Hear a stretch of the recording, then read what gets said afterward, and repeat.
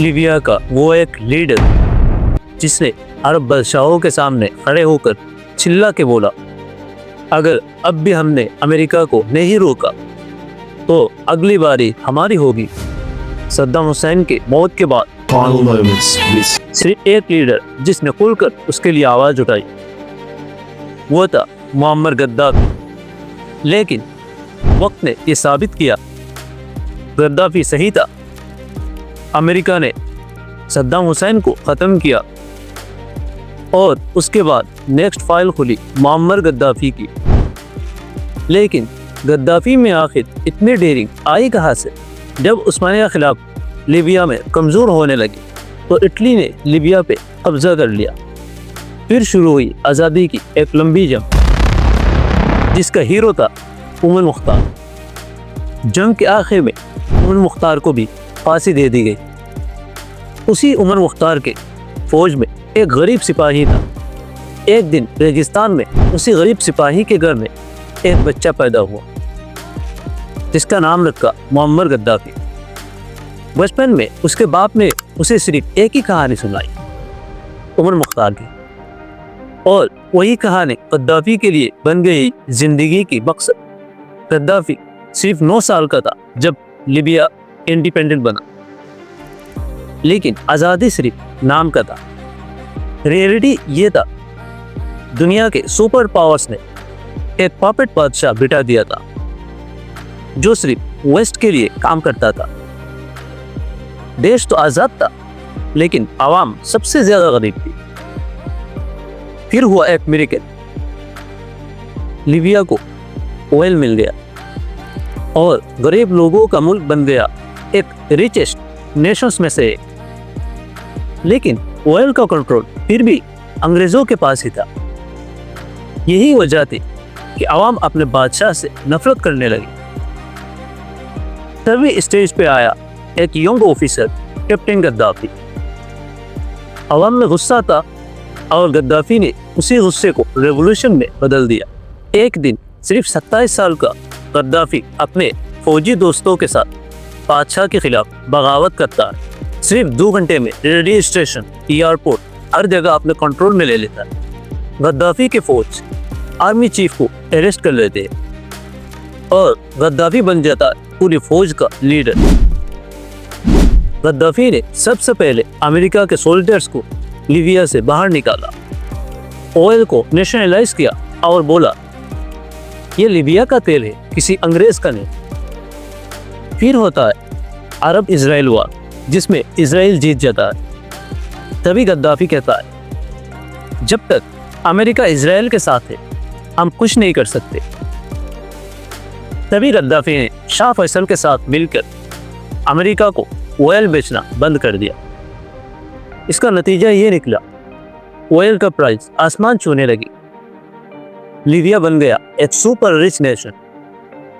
घर, गाड़ी, यहाँ तक के शादियों में भी आवाम को मदद मिलने लगी। शादी करने वालों को करोड़ों रुपए मिलने लगे सरकार की तरफ से। और फिर गद्दाफी फंड करता है दुनिया की सबसे बड़ी इस्लामिक फिल्म द मैसेज, जिसमें हजरत मोहम्मद सल्लल्लाहु अलैहि वसल्लम की जिंदगी को दिखाया गया। इसके बाद गद्दाफी बन गया अरब दुनिया का सुपरस्टार। लेकिन फिर सामने आता है सद्दाम हुसैन। सद्दाम ने ईरान पर हमला किया अमेरिका के कहने पर। गद्दाफी ने सद्दाम को बहुत बार मना किया, लेकिन जब सद्दाम ने नहीं माना तब गद्दाफी ने सद्दाम हुसैन के साथ पंगा ले लिया। गद्दाफी ने ईरान को मदद देनी शुरू कर दी, गन्स, डॉलर्स भेजने लगा, जिससे ईरान सद्दाम हुसैन से वार जीतने लगा।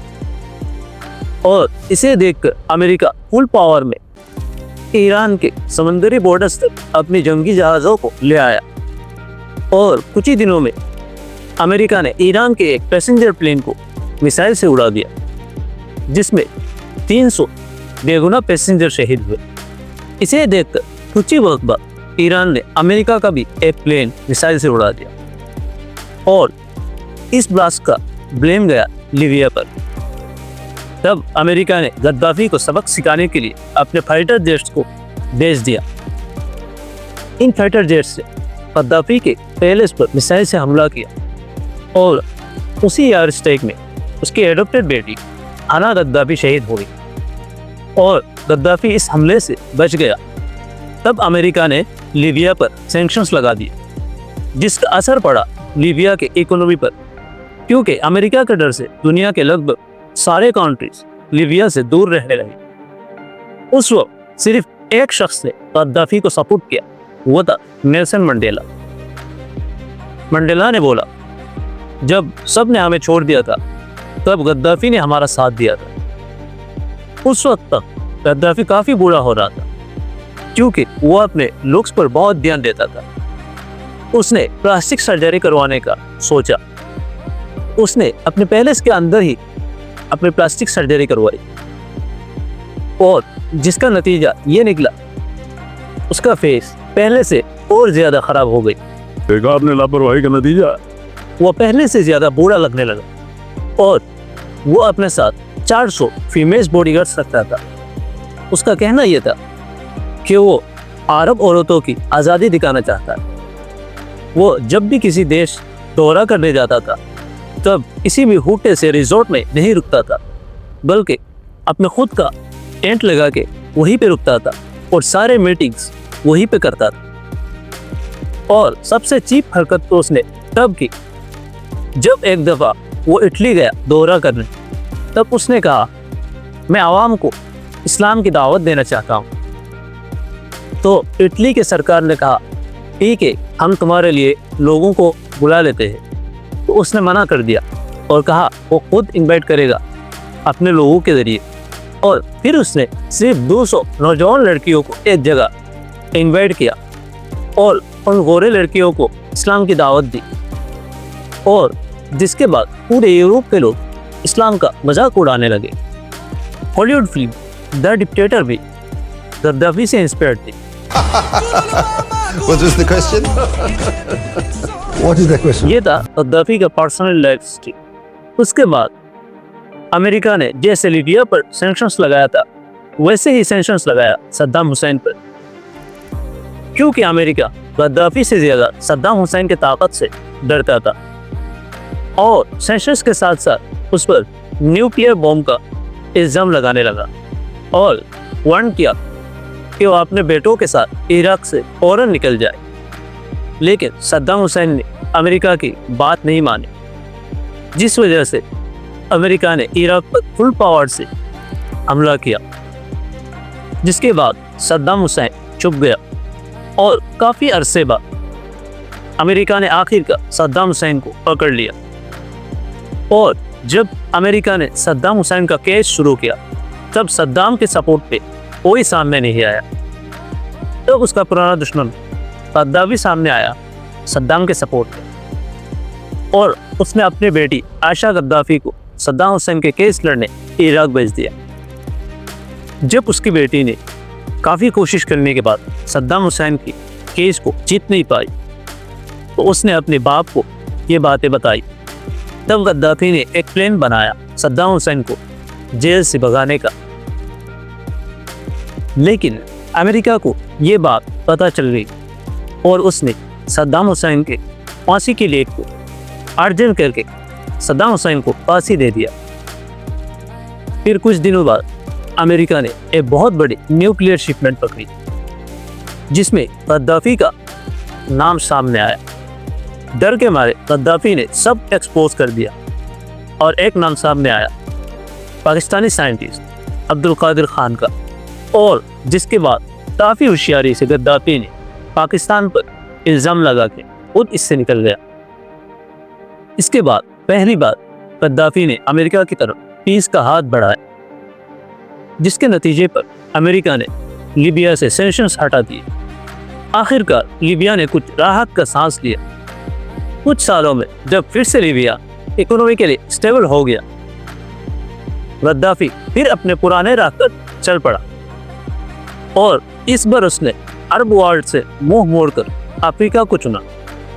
और उसने अफ्रीका के टॉप पॉलिटिशियंस को अपने साइड किया और बोला, अब अमेरिका को अफ्रीका से कुछ भी लेना है तो सिर्फ और सिर्फ गोल्ड में ही लेना पड़ेगा।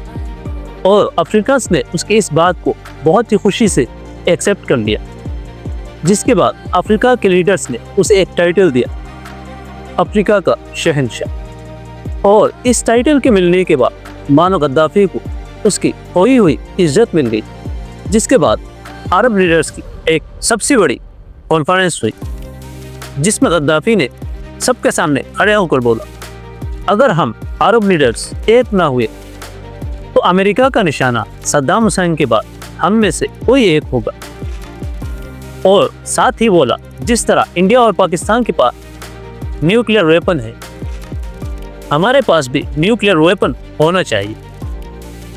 और अगले साल इसी कॉन्फ्रेंस में गद्दाफी ने सऊदी किंग अब्दुल्ला को ये कह दिया, तुम सिर्फ एक पपेट हो अमेरिका का, मैं हूँ अरबों का असली लीडर और मैं पूरी इस्लामिक दुनिया का इमाम हूँ।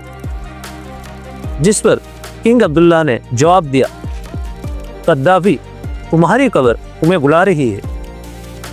और इसके कुछ ही अरसे बाद गद्दाफी ने पहली और आखिरी बार अमेरिका का दौरा किया, जहां पूरी दुनिया के लीडर्स मौजूद थे यूएन कॉन्फ्रेंस के लिए, और जहां हर लीडर को 15 मिनट दिया गया स्पीच के लिए।